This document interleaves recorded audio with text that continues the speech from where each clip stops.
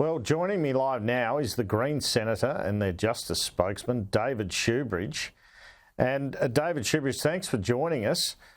What's your reaction to the Reserve Bank's decision? What's your reaction to the Reserve Bank's decision on interest rates today?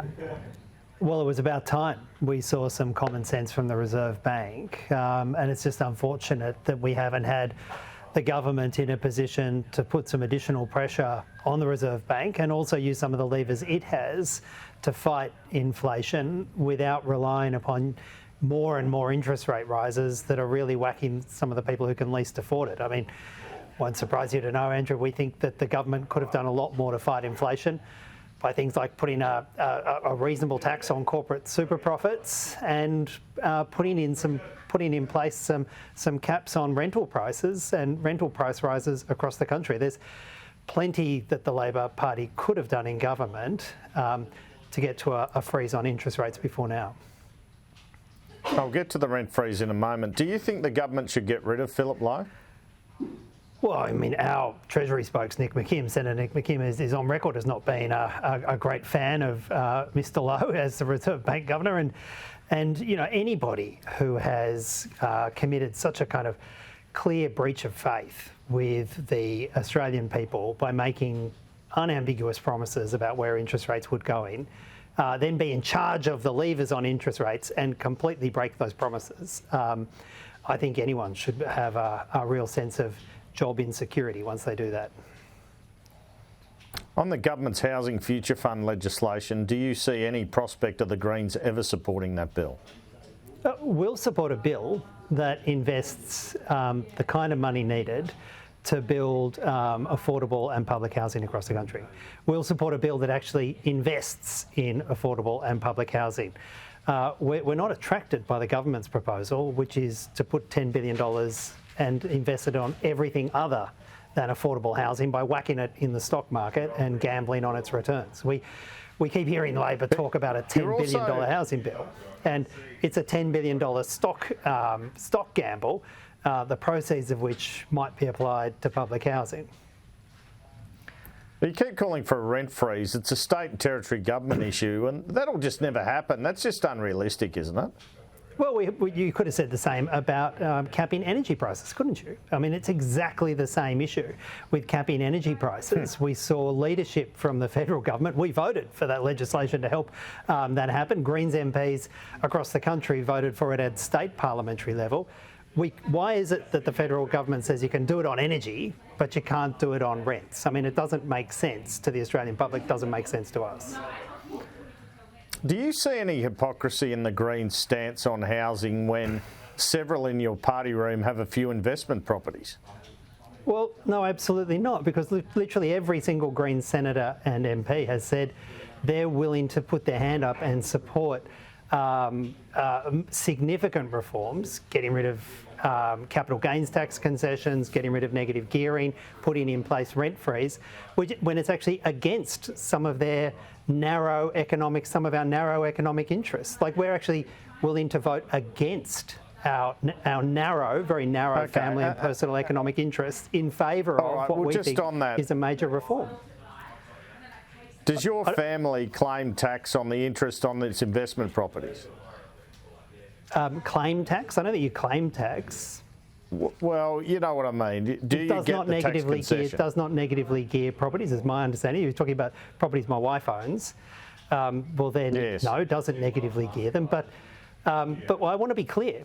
I think there's this strange focus, isn't it, on a group of politicians who are willing to support national policy initiatives that are against the narrow economic interests of them and their families. And there's not a focus on the dozens and dozens and dozens of Labor and coalition MPs and senators who are voting in their self-interest to retain negative gears. I think that's where the focus should be if you're interested on it, Andrew. Those who are voting in their conflict of interest.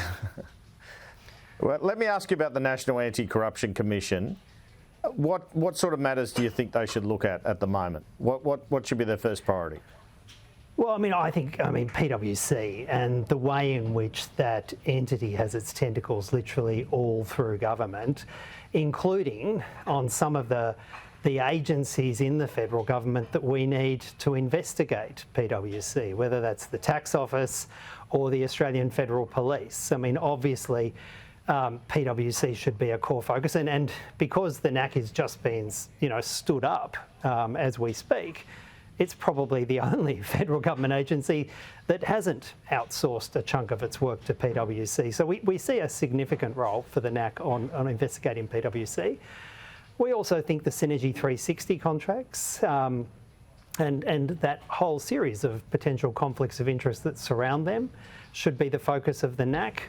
And for myself, from within the defence portfolio, one of the referrals that we want to put on the NAC's desk this week is to review the $45 billion projected contract cost between the Australian Defence and a British firm, BAE, for the Hunter Frigates project. We think that was a project that has so many question marks based upon its tendering and procurement process. It's such a huge project and potentially such a damaging one for defence and taxpayers. That should also be at the top of the list.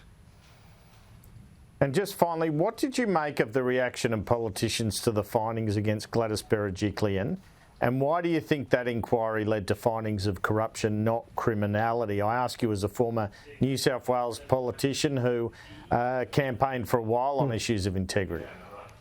Well, I mean, I'm just very grateful that we had the kind of open inquiry at a state level with the ICAC, which had some public hearings, and so people could actually see the evidence for themselves before they went to vote. I mean, I think it's one of the flaws in the Federal Anti-Corruption Commission that pretty much, if that was replicated in the federal sphere, we still may not know anything about it when it comes to the behaviour of Gladys Berejiklian under the federal Labor model. But I thought it was very disappointing to see the Liberal Party continue to attack the NAC, to attack ICAC, to continue to attack the anti-corruption body and not really reflect upon their complicity and the problems that it exposed in the coalition government, fairly obvious and frank breaches of conflict of interest, some really appalling mismanagement and the using of public money, millions and millions of dollars of public money for very partisan and personal